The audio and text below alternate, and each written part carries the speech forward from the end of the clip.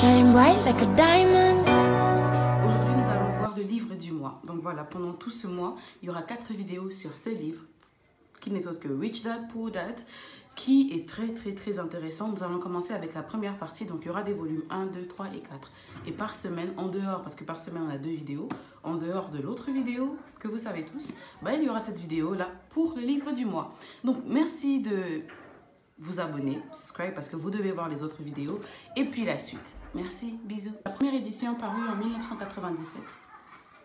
L'année de ma naissance, entre parenthèses. Donc voilà, je vais vous parler de ce livre. Ce livre est un livre très intéressant, commençant par La table des Cantaines. Vous pouvez l'avoir en français ou en anglais. Moi, je l'ai en anglais parce que j'apprends l'anglais. Je suis dans un pays anglophone et c'est plus facile de l'avoir en anglais.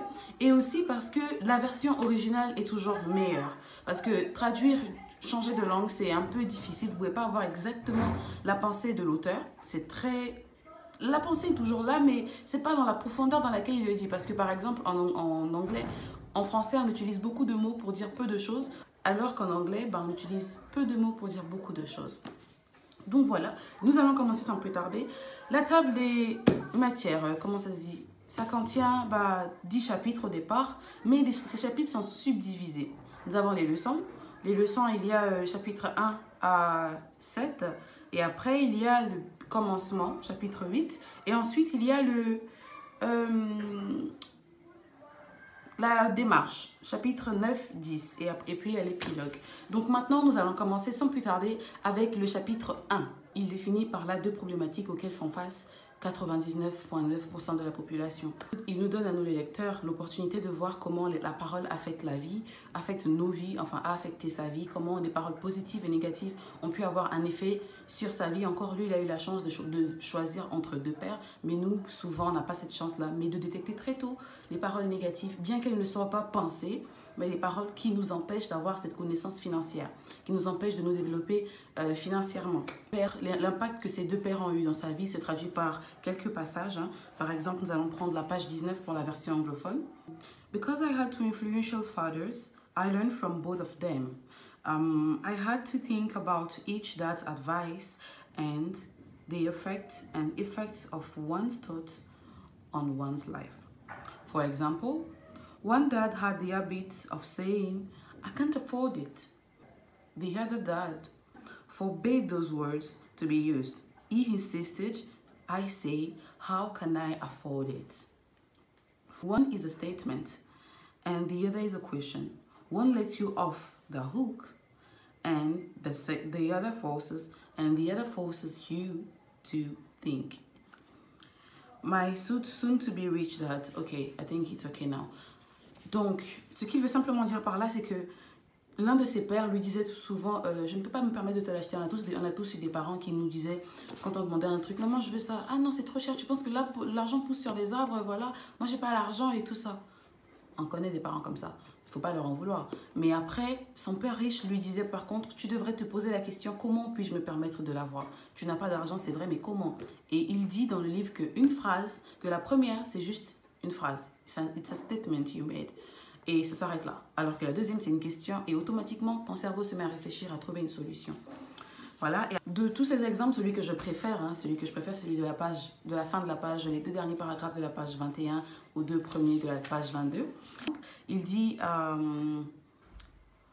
voilà, one dad struggled to save some few dollars, the other simply creates investment.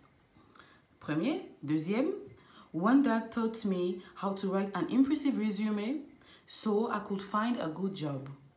And the other taught me how to write strong business and financial plans so I could create jobs. Vous voyez un peu la différence? Il dit simplement par là que l'un de ses pères se battait pour économiser de l'argent alors que l'autre a simplement créé des investissements. Et de l'autre côté, il dit encore que un de ses pères lui a demandé de travailler dur à l'école pour pouvoir avoir un bon CV. Et l'autre lui disait, travaille très dur à l'école pour être en mesure de pouvoir acheter des compagnies, des business et créer des emplois. Vous voyez un peu la différence de mentalité? Et après, il dit, un autre exemple qu'il prend ici, il dit, for example, my poor dad always said, I will never be rich. And that prophecy became reality. My rich dad, on the other hand, always referred to him as a rich person. he would say things like, I am a rich man, I'm a rich man, and rich people don't do this or that. So, je veux juste vous faire comprendre par là que la pensée, ce qu'on dit de nous, c'est ce qui se réalise. La loi de l'attraction. Son père pauvre a toujours dit, oui, je ne serai jamais riche parce que la richesse, c'est pour les gens qui ne sont pas bien. Et le père riche, il disait toujours, je suis riche. Il se comportait comme un homme riche, bien qu'il ne l'était pas à l'époque. Et il avait des phrases comme, comme par exemple, je suis un homme riche et les hommes riches ne font pas ça. Vous retrouvez ça dans le passage de la page 22. Donc voilà, ce que j'ai beaucoup apprécié dans cet exemple-là, c'est la façon dont il montre, que la pensée affecte beaucoup notre façon d'être, notre façon de faire les choses. Et puis voilà. Donc, ce livre n'est pas un best-seller pour rien. La thématique qu'il évoque dans ce livre est bien fondée, bien fondée. Pourquoi? Il y a des problématiques sans hypothèse, mais fondées sur des faits réels, des faits qu'on rencontre dans la société, comme par exemple les exemples que je vous ai pris, simples, communs, mais auxquels on ne fait pas attention, et qui ont été observés depuis... Vous imaginez que ce livre est sorti en 1997 et jusqu'à aujourd'hui, en 2019-2020, il a encore de l'effet sur nous. Il dit tellement des choses vraies, des choses que nous rencontrons tous les jours dans notre vie, que ça fait réfléchir. C'est pas pour rien que ce livre est un best-seller. Il explique également la différence entre un passif et un actif, qu'il définit comme suite. Un passif, déjà, je confonds un peu ces mots, donc je vais les dire en anglais. Asset and liability. So, un asset, c'est quelque chose qui fait rentrer de l'argent dans la poche. Et un liability, c'est quelque chose qui sort de l'argent de la poche. C'est par exemple vos dépenses, je vais acheter un bonbon, je vais me promener. Ça, c'est des liabilities parce que ça ne fait pas rentrer de l'argent, ça ne fait que faire sortir de l'argent. Et les assets, c'est ce qui vous rapporte de l'argent comme un business, des économies, par exemple, sur un certain point. Et par contre, ce qu'il dit qui m'a un peu choqué, c'est quand il disait que, ce que j'ai lu dans le livre qui m'a un peu choqué, c'est quand il disait que notre maison n'est pas censée être notre plus gros investissement.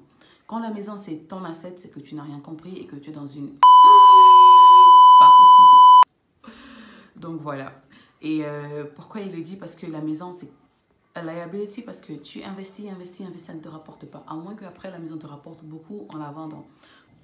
En bref, le chapitre 1 n'a pour but que de nous faire comprendre que l'argent n'est pas une notion qui s'enseigne à l'école. C'est une notion qui s'enseigne à la maison.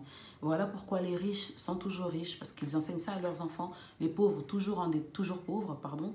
Les pauvres, toujours pauvres. Et la classe moyenne, toujours endettée. C'est pour ça que les gens n'avancent pas, parce qu'ils pensent que l'école va les rendre riches. L'école va ouvrir les opportunités. Non, l'école vous permet juste d'avoir un travail qui vous donne un salaire pour vous permettre de vivre 30 jours. Et 30 jours après, il vous repaie un salaire pour vous permettre de vivre 30 jours. L'école ne rend pas riche. La vie de l'école ne rend pas riche. Beaucoup de gens nous l'ont prouvé. Jack Ma, Jeff Bezos, Bill Gates. There are so many. Comment il s'appelle? Excusez-moi. Aliko Dangote. Like, there are so many. They show us that school is important. L'école, c'est très important. Mais c'est pas ça qui rend riche. À l'école, on acquiert une connaissance. Mais cette connaissance, il faut ajouter une autre connaissance. Donc voilà, c'était ça le message d'aujourd'hui. Merci d'avoir suivi, merci d'être venu sur mon lookbook et j'espère que vous aimerez. Bisous, bisous, merci. Abonnez-vous pour voir la suite.